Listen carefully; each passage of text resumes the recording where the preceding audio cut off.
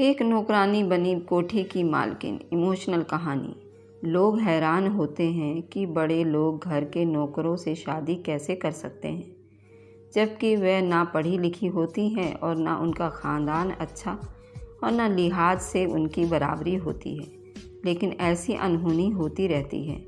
मेरी कहानी भी कुछ इसी तरह की है, जिसे सुनकर आप एक दफ़ा तो ज़रूर हैरान होंगे। हम एक छोटे से गांव में रहा करते थे। मेरे पापा कोई काम नहीं करते थे। हम 2 बहनें थीं। बड़ी बहन की शादी मेरे पापा ने अंकल के भतीजे से करवा दी थी, जबकि उनकी उम्र में सिर्फ 14 वर्ष की थी। उस बेचारे को एक जुआरी के पल्ले बांध दिया था। जिसके इलाके में हम रहते थे, आज भी वहाँ गरीबी और वहाँ जुए की लत भी आम है। बात है, अक्सर मर्द निकम्मे होते हैं, इधर उधर फिरते रहते हैं, लौंडिया की शक्ल में बैठकर कोने में अपना जुए का अड्डा चलाते रहते हैं, जबकि औरतें मेहनत मजदूरी करके बच्चों का पेट भी पाल लेते हैं। यहाँ तक कि हमारे कुछ रिश्तेदार भीख भी मांगते हैं। ज़्यादातर हमारे रिश्तेदार रोटी की तलाश में बड़े शहरों की तरफ निकल जाते हैं। वहाँ बड़े घर में काम ढूंढ कर नौकरों का काम करते हैं। मेरे मौसी का ख़ानदान लखनऊ में गया तो वहाँ मेहनत मजदूरी करके उन्हें अच्छे पैसे मिलने लगे। जबकि मौसी के 4 बेटियां थीं, वह अपने माँ के साथ ही कोठियों में घर का काम करवाती थीं। उनका एक बेटा रिक्शा चलाता और दूसरा बेटा दुकान के फल रेडियो पर लगाता था, जबकि मौसी जी चौकीदारी करने लगे थे। जब घर का हर आदमी कमाने लगा तो गरीबी भागते हुए देर नहीं लगती। जब मौसी और उनके घर वाले आते तो उनके ठाठ देखने लायक होती। वे सबसे अच्छे कपड़े और हुलिये से खुशहाल नज़र आते थे। पड़ोसी और रिश्तेदारों की निगाहों में भी इज्जत मिलने लगी थी। इधर हमारे घर 2 वक्त खाना भी मुश्किल से पूरा हो पाता था। मौसी ने जब हमारे हालात देखे तो मम्मी की हिम्मत बढ़ाई कि हमारे साथ तुम भी लखनऊ चलो, वहाँ कोठियों में काम मिल जाता है, तनख्वाह भी अच्छी मिलती है। तुम्हारे गांव में ना कोई ज़मीन है ना कोई रोज़गार है, फिर ऐसे भी क्या रखा है, भूख और लाचारी के सिवा यहाँ कुछ भी नहीं है। जब मम्मी ने ये बात पापा को बोला तो मैं अपनी मिट्टी में ही दफन हो जाऊँगा, परदेश के धक्के क्यों खाऊँगा। तुमने जाना है तो तुम जाओ, मुझे कोई मतलब नहीं है। हाँ, मुझे हर महीने 5,000 रुपये भिजवा देना, ताकि यहाँ पे अपना गुजारा कर सकूँ। तुम्हारे जाने के बाद मुझे यहाँ भीख ना मांगना पड़े। ये पापा ने मम्मी से सौदा किया, मगर 6,000 मांगा था, मगर माँ को महंगा नहीं लगा। चलो इसी बहाने शहर जाने कमाने को तो मिलेगा। और वे मुझे और मेरे छोटे भाई को लेकर मौसी के साथ लखनऊ यहाँ बड़े शहर में आ गईं। यहाँ बड़े बंगलों के करीब एक कच्ची बस्ती में किराए पर मकान ले लिया था। मौसी की एक बेटी मेरी उम्र की थी, जो करीबी स्कूल में पढ़ने जाती थी। वह 5वीं कक्षा में थी। मुझे भी पढ़ने का शौक़ था। मैंने जिद के मैंने रिंकी के साथ स्कूल जाऊंगी। मैंने माँ से कहा, स्कूल की फ़ीस मामूली सी है, जब तक कोई काम नहीं मिलता है उसे स्कूल में दाखिला करवा दो, ये भी 6ठी 7वीं पढ़ लेगी तो हमें दुआएं देगी। उन्होंने मौसी के कहने पर स्कूल में मेरा दाखिला करवा दिया। मेरी माँ का ख्याल था कि मैं उनके साथ कोठियों में जाकर उनका हाथ बटाऊंगी, क्योंकि पापा से वादा करके आई थी हर महीने गांव पैसे भिजवाने का, और हमारे पल्ले कुछ भी नहीं था, जबकि गरीबी थी। जल्द ही मौसी ने मम्मी को कोठी में घर का काम दिलवा दिया था। 3 घरों में झाड़ू पोछा लगानी थी, एक घर में रोटी पकाने जानी थी, तो हमें उन कोठी वालों का बचा कुचा खाना भी मिल जाता था। थोड़े घरों में बर्तन और कपड़े धोकर शाम ढलते ही थकी हारी हमारे लिए भी आकर काम किया करती थी। मेरी मम्मी भी 15 से 20,000 तक काम करने लगी थी। मेरी मम्मी चाहती थी कि मैं इस कड़वे वक्त में मम्मी का साथ दूं, लेकिन मुझ पर तो पढ़ाई का भूत सवार था। स्कूल से लौटती तो खाना खाती या ना खाती, मगर उस घर में फ़ौरन से जाना पड़ता जहां माँ काम कर रही होती तो मैं झाड़ू लगा देती, माँ पोछा लगा देती तो मैं कपड़े धो लेती। इस तरह से हम दोनों माँ बेटी मिलकर काम कर लेते। यूँ मैंने अपनी माँ का साथ दिया और मैं स्कूल भी रोज़ाना जाती थी। अब मैंने 10वीं पास कर चुकी थी। वहाँ मेरी एक सहेली बन गई थी। वह मेरी हम उम्र थी। उसका नाम रूबी था। मैंने उससे अपने सारे हालात बता दिए थे। वह एक बड़े घराने से ताल्लुक़ रखती थी। एक रोज़ उसके भाई की शादी में गई तो वहाँ उसकी मामी ने मुझे देखा और कहा, अगर तुम स्कूल के बाद मेरे बच्चों को ट्यूशन पढ़ा दो तो मैं तुम्हें फ़ीस दूंगी और फ़ीस भी अच्छी खासी दूंगी। मैंने फ़ौरन हाँक भर ली कि लोगों के घरों के झूठे बर्तन धोने से तो ट्यूशन पढ़ाना अच्छा था। उस औरत का नाम तो समा था, मगर वहाँ पर सभी लोग उन्हें ठेकेदारनी की पत्नी कहा करते थे। मकान ज़्यादा दूर नहीं था। मेरी मम्मी ने भी मुझे खुशी खुशी से इजाज़त दे दी। अब मैं रोज़ाना उनके घर शाम को 4 बजे जाने लगी। उनके 3 बच्चे थे जो इंग्लिश मीडियम स्कूल में पढ़ते थे। उनकी हिंदी बहुत कमज़ोर थी। मैं हिंदी पढ़ाने लगी थी।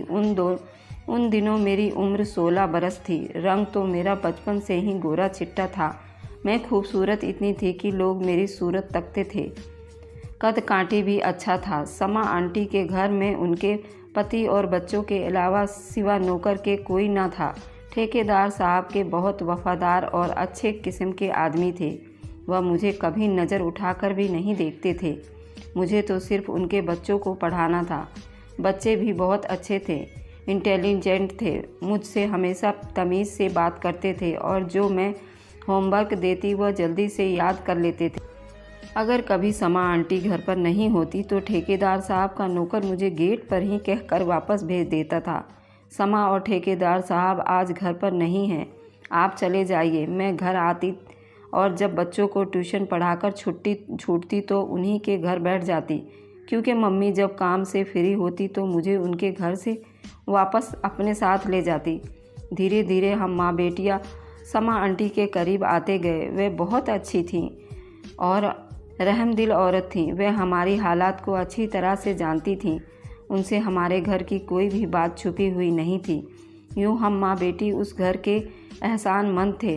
जब ठेकेदार साहब को अपनी पत्नी के जरिए हमारे हालात मालूम हुए तो इंसानी हमदर्दी के तहत मेरी मम्मी को मकान के किराए की मदद में पैसे देने लगे थे। मौसी का मकान उनके कुंबे के हिसाब से छोटा पड़ता था, लिहाजा हमें अब अपना अलग सा किराया का कमरा लेना था, मगर एक कमरे का किराया भी 8,000 रुपये थे, कम नहीं था। ठेकेदार साहब ने हमारी बहुत मदद की। हमारे दिन बहुत अच्छे हो गए और मम्मी की मेहनत मजदूरी की पैसे जाने की बजाय अब हमारे काम आने लगी।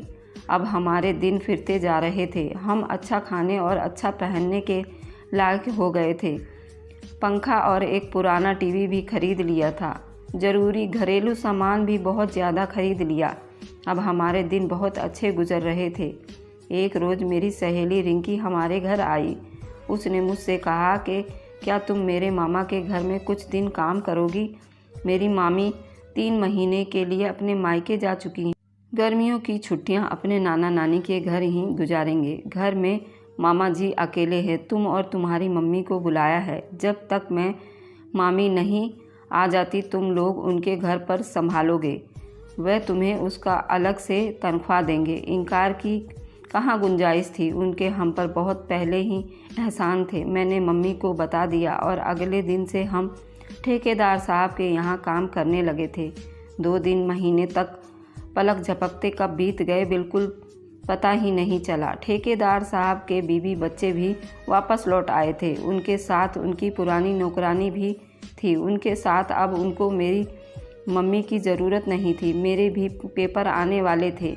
मैं फ्री नहीं थी। तब ठेकेदार साहब ने कहा, तुम कभी कभार आ जाया करो, कुछ काम रह जाते हैं जो तुमसे करवा लिया करूँगा।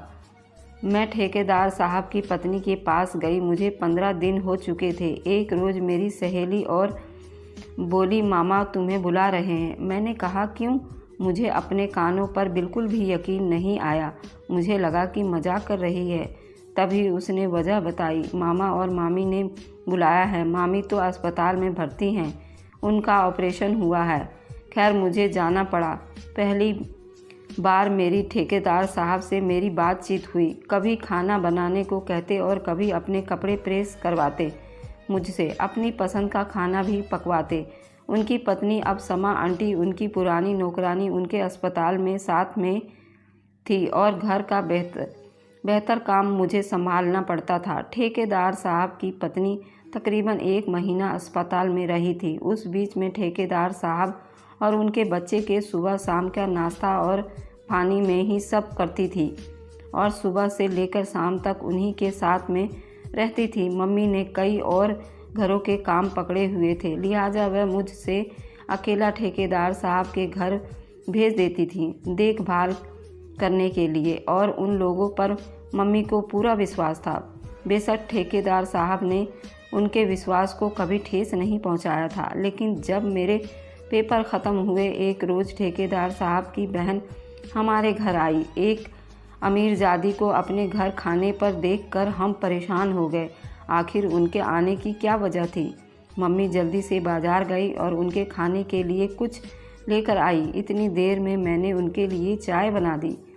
इधर उधर की बातें करने के कुछ देर बाद उन्होंने अपना इरादा बताया कि समा बीमार थी तो समा मेरे घर आई थी, तो अपने और आपकी मम्मी ने मेरे भाई का सारा काम और काज संभाला था। मेरी मम्मी ने कहा कि हम उनके घर हमेशा के लिए नहीं रह सकते थे, वरना बाकी के 4-5 घरों का काम छूट जाएगा तो गुजारा कैसे होगा।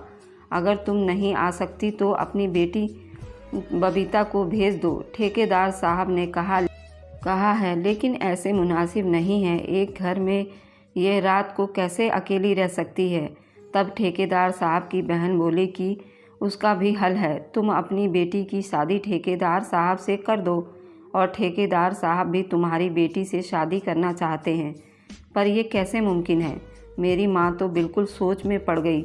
आप हम गरीबों से क्यों मजाक कर रही हो? भला हम गरीबों में ऐसी क्या खूबी है? दौलतमंद आदमी मेरी बेटी से शादी की दिलचस्पी क्यों ले रहा है? उनके तो बीवी बच्चे भी हैं। दरअसल बात यह है कि भाभी शमा को डॉक्टर ने एक ऐसी बीमारी बताई है जो बिल्कुल लाइलाज है।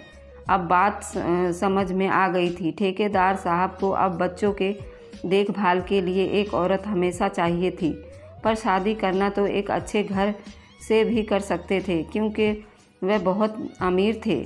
फिर वह मुझ गरीब जैसी लड़की से क्यों शादी करना चाहते थे? ठेकेदार साहब इतने बूढ़े नहीं थे, कोई अच्छा रिश्ता ना मिलता। मम्मी ने कहा कि शमा एक अच्छी औरत है और उनके हम पर बहुत एहसान है। जब तक वह जिंदा हैं ठेकेदार साहब को दूसरी शादी के बारे में नहीं सोचना चाहिए। वैसे भी जब तक मैं उनकी पत्नी से पूछ ना लूँ कोई जवाब नहीं दे सकती। वह अच्छी औरत हैं। 15 दिन बाद वह फिर आई और कहा कि भाभी जान बहुत बीमार हैं और उनके बच्चों की बुरी हालत है, एक बार आकर खुद देख जाएं। उनकी एहसान उतारना चाहती हो तो घर पर उनकी बात पर आकर मम्मी ठेकेदार साहब को देखने गई। वाकई बीमार थे और उनकी बहन अपना घर छोड़कर उनका साथ दे रही थी। मम्मी ने कहा कि आप यहाँ पर तो ही मेरी बेटी आपका आकर हाथ बटा जाया करेगी। फिर दूसरे दिन जब मैं उनके घर गई तो ठेकेदार साहब की तबीयत अच्छी थी। मुझे देखा तो खुश हुए और हमारी बहुत इज्जत करते थे। वह बोले, बबीता तुम काम काज करो, एक दिन बाद तो बच्चों को देखने आ जाया करो और बेखौफ होकर आया करो। अगर मैं गलत आदमी होता तो रिश्ते का पैगाम अपनी बहन के हाथ ना भिजवाता। रिश्ता मंजूर ना सही, मेरा उस बुरे वक्त में साथ तो दे सकती हो। मैंने उनकी तकलीफ़ को अपने दिल में दर्द की तरह महसूस किया, मगर खामोश रही। ठेकेदार साहब अच्छे इंसान थे, साथ साथ वह एक हैंडसम आदमी भी थे। उनके घर जितना वक्त रहते उन्होंने कभी मेरे साथ कुछ ऐसा गलत हरकत नहीं की थी। अब हमेशा इज्जत करते थे और हमेशा तमीज़ से पेश आते थे। अब उनकी पत्नी हॉस्पिटल से घर आ गई थी। वह पहले से अच्छी थी। मैं 4 साल उनके घर जाती रही। ठेकेदार साहब ने उनके बाद भी मुझसे शादी के बारे में कोई बात नहीं की। मुझे देखकर एहतराम में कुर्सी या सोफे पर बैठे होते तो उठ खड़े होते। मगर कुछ सालों बाद ठेकेदार साहब की पत्नी फिर से बहुत बीमार हो गई और वह मायके चली गई, तो उनकी बहन और भाभी भी दोबारा रिश्ता लेकर मेरी मम्मी के पास आ गई।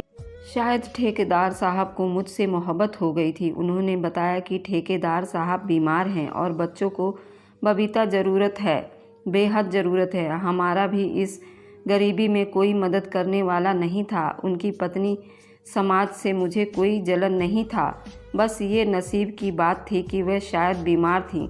और उन्होंने खुद ही ठेकेदार साहब को दूसरी शादी की इजाज़त दे दी थी।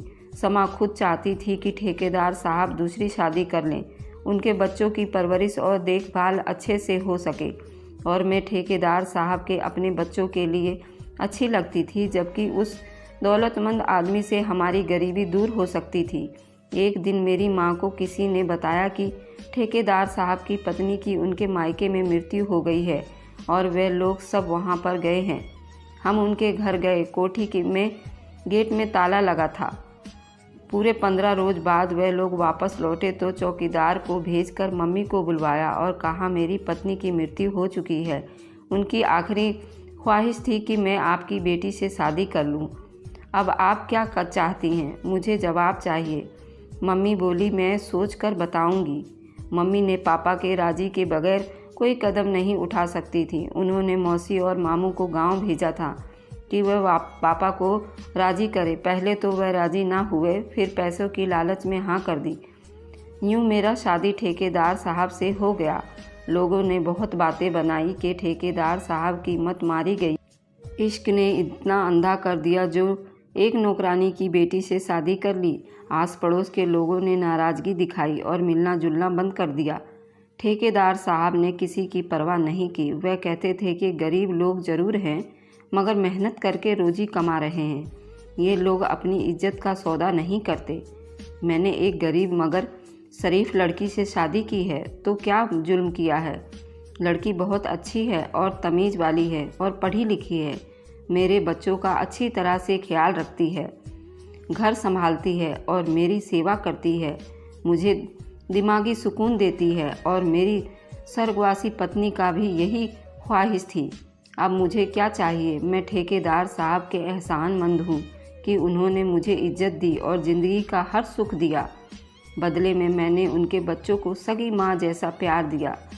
अक्लमंद है जानते हैं कि दूसरी औरत अगर सौतेली माँ बनकर आती है तो बच्चों को तकलीफ़ देगी, और अगर ये सुलझी हुई लड़की है और हमारे घर को अच्छी तरह से जानती है तो हमें उसके साथ रहने में कोई तकलीफ़ नहीं है। Thanks for watching, like and subscribe. Bye bye.